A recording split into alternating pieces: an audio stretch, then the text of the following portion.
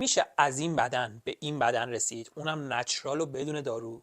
کامنت های زیر پستاش که همچین چیزی رو نمیگه، ولی خودش میگه نچرالم. بیا من یه سری چیزا بهت بگم خودت بتونی تصمیم بگیری.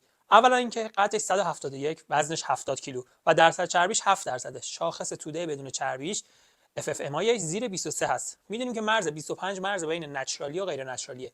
زیاد گنده هم نیستش با توجه به وزن و قدش. از طرفی بیا یه نگاه به عکسای خیلی قبلش بندازیم.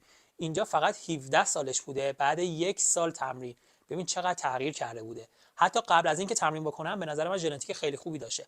الان حدودا 30 سالشه و 12 سال سابقه تمرینی داره. کارت حرفه‌ای مسابقات نچرال هم داره. حالا سوال اینه ما اگه 12 سال تمرین کنیم به این بدن میرسیم؟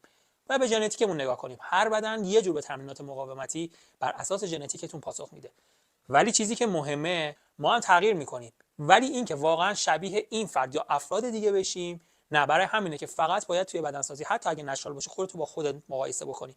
پیج من مخصوص نچرالاست، حتما به پیجم سر بزن.